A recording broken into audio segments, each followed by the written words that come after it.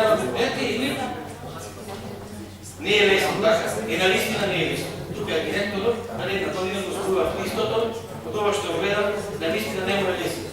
Го прашам, това ще го прашам сега накрая, и то да видите нещо, що има го известно за работението на зоологския градина. Очигледно директор е дека, общината, началникот Талевски, се што е отговорило каде што се вртат парите, не сака да даде пари за зоологската градина. Значи, очигледно тоа што гледам за колку пари разполагате, толку и заедно имате. Значи, оно што го имате таму е далеко од зоологска градина. Значи, освен една година го спора чистото, ќе го кажем и денес, значи, освен тие птици, мајмуни и неколку други ерени зрнчина што имате таму, ништо нема на видико. Значи, врз основа на тоа што тие средства што поседувате, да речеме, со тие животни, толкава и посетеноста на зоологската градина. Ако не би доби организирани посети до учениците, вие ќе немате воопшто прилив на средства во вашето јавно предприятие. Значи, тоа е тоа.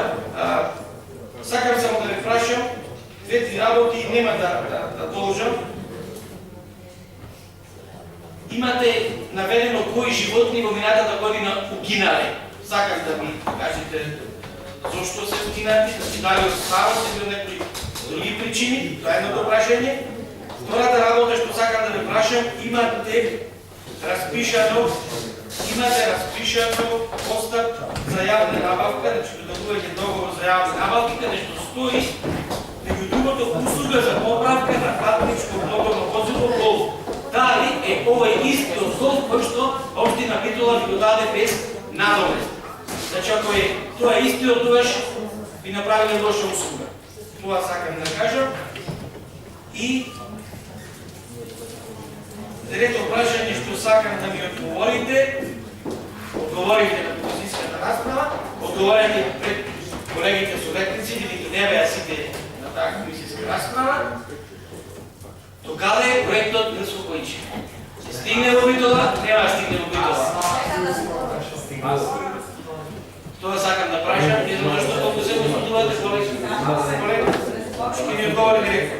Сега на крајот само сакам да заклучам една работа.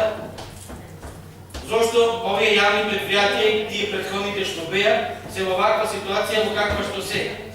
Зошто почитувани колеги при носењето на буџетот кога опозицијата предлага одредени ставки за одредени јавни предпријатија, кои овие зоолошката и ќе земам и нека биде тука пожарната како дел од општината, а и Шабери нека биде. Зошто вие тие ставки одбивате? Зошто?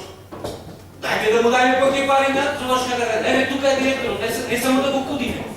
Ајде да му дајме. Нека се отречи Владимир Таревски од Битвес, каде што троши огромни суми на пари, па да му помогнеме да биде успешен директор и менаџер тој. Оти бидејќи ова што го гледам јас, директорот не е како награда, оно што ви кажа предходната ден. Не имате добиена награда да станете директор. Па ви е казна, значи под казна сте станали директор во предпријатие во кое што никој не ги инвестира. Ниту сака да ви помогне.